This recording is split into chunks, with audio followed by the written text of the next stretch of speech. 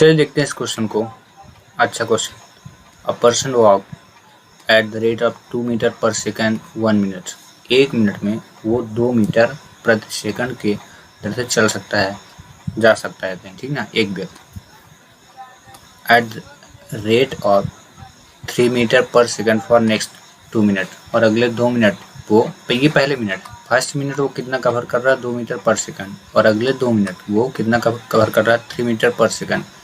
इसकी क्या है, वेलोसिटी दे दी है, ठीक है, यानी टाइम दिया, इसका मतलब है टाइम, ठीक है, और ये क्या दे दिया है, ये वेलोसिटी है। तो क्योंकि दो टाइम दो वेलोसिटी है, तो एक को अगर मैं t1 मानूं टाइम, अगर एक t1 है तो एक v1 है, ठीक है। ऐसे ही ये अगर t2 है, टाइम t2 है, तो ये क्या हो जाएगा, v2 हो जाएगा। लेकिन देखना, क्वेश्चन सॉल्व तब होता है जब उसकी यूनिट जो हो वो सेम होनी चाहिए, ठीक ना। यूनिट सेम का मतलब है यहाँ पे ये वेलोसिटी यानी स्पीड हमारे पास वेलोसिटी यानी वेग दिया है, ठीक है। अब ये मीटर पर सेकंड एक्सेलरेशन है, ध्यान रखना, एक्सेलरेशन का मतलब होता है त्वरण, इसकी यूनिट होती है मीटर पर सेकंड। अब ये दिया मीटर पर सेकंड दिया है, और ये मिनट में दे दिया। ये सेकंड जो है ना, ये टाइम बता रहा कि टी जो है सेकंड में आना चाहिए तभी सॉल्व होगा, और ये मिनट में दे दिया, तो इसको हम क्या करेंगे, कन्वर्ट करेंगे सेकंड में। जब तक ये मीटर पर सेकंड सभी यूनिट को सेम नहीं कर लेंगे हम, मतलब टाइम अगर पहले में सेकंड दिया है तो अगले वाले में भी अगर सेकंड नहीं मिल रहा है तो क्वेश्चन सॉल्व नहीं होने पाएगा।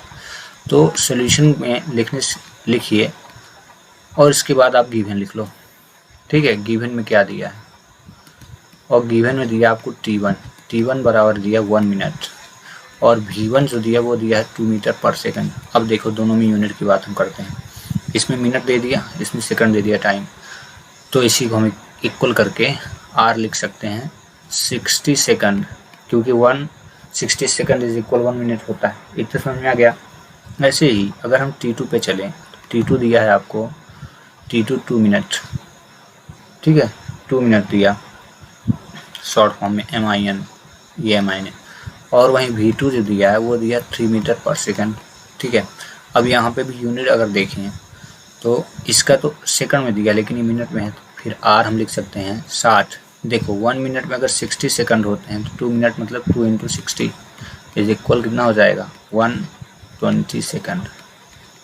ये हो गया। अब देखोगे यहाँ पे यूनिट की अगर हम जो बात कर रहे थे कि यूनिट सेम होनी चाहिए, मीटर पर सेकंड, सेकंड मिल गया, और यहाँ मीटर पर सेकंड, सेकंड, मतलब टाइमिंग हमारी सेम हो गई। अब क्वेश्चन को सॉल्व करना है अकॉर्डिंग टू क्वेश्चन जो फाइंड करना, और देखते हैं what is average speed.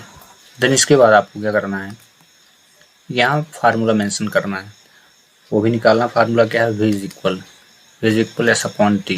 v का मतलब हुआ विस्थापन, velocity is equal displacement upon time है, समझना, वेलोसिटी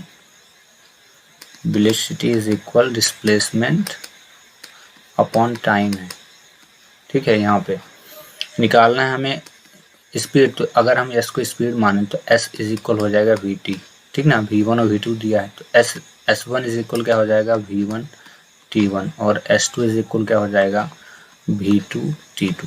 ये हो गया क्रॉस मल्टीप्लाई करके, क्योंकि हमारे पास v1 v2 की वैल्यू दी, तो इनको इंटू कर देते हैं, ठीक ना, तो s की वैल्यू आ जाएगी। अब क्यों s1 और s2 निकाला जा रहा है, क्योंकि बोला क्या गया है, एवरेज स्पीड ज्ञात करो, और एवरेज स्पीड का जो फार्मूला होता है एवरेज स्पीड का, s1 plus s2 upon t1 plus t2 होता है, इसलिए ऐसा निकाला जा रहा है, ठीक है। अब यहाँ पे आपका क्या करो, पुट कर दो वैल्यू, s1 की वैल्यू निकाल लेते हैं। तो s1 इज इक्वल v1 क्या है 2, और t1 है 60, तो कितना हुआ 120 मीटर, ठीक ना। डिस्प्लेसमेंट ओनली मीटर में, यूनिट में आता है सेंटीमीटर, सेंटीमीटर, मीटर, मीटर, ऐसे इसको निकालिए। तो 3 इंटू कितना हो जाएगा, t2 की वैल्यू कितनी है 120, 360 मीटर, ये आ गया। देन एवरेज स्पीड का फार्मूला मेंशन करके क्वेश्चन को सॉल्व कर दो। यहाँ लिखो average speed is equal s1 plus s2 upon t1 plus t2। चलो मेंशन करो भाई, s1 की वैल्यू है 120 और ये हुई 360, ठीक है, अपॉन t1 की जो वैल्यू थी वो थी 60 और t2 की थी 120। ऐड कर दो, 6 2 8 और 3 1 4, 6 2 8, 180। ठीक है, देन इसके बाद इनको डिवाइड कर दो तो कितना होगा, हुआ 2 24 9, है ना, और 9 से डिवाइड तो 9 2 6 7 मीटर पर सेकेंड, ये आ गया स्पीड। तो इसकी ये हो गई एवरेज स्पीड। इसमें आप कंफ्यूज नहीं होना, मेन कंफ्यूजन इसमें होता है कि v is equal S upon T क्यों हो रहा है। एस का मतलब आप यहाँ पे स्पीड समझना, स्पीड, और ये जो है ना v है वेलोसिटी होती है, वेलोसिटी यानी velocity is equal speed upon time होता है, ये टाइम है ही, और हमारे पास जो है वेलोसिटी दी है, टाइम दिया है, तो हमें तो पहला टारगेट ये है स्पीड निकालना। तो स्पीड हो गया speed is equal v into T. अब स्पीड s1 s2 होने का रीज़न क्या है, क्योंकि हमारे पास वेलोसिटी v1 है t1, जब दो वेलोसिटी हैं तो दो स्पीड निकलेगी, ठीक ना, दो टाइम निकलेंगे, तो इसलिए s1 निकाला गया, s2 निकाला गया। ठीक है, और इस प्रकार ये हुआ क्वेश्चन सॉल्व।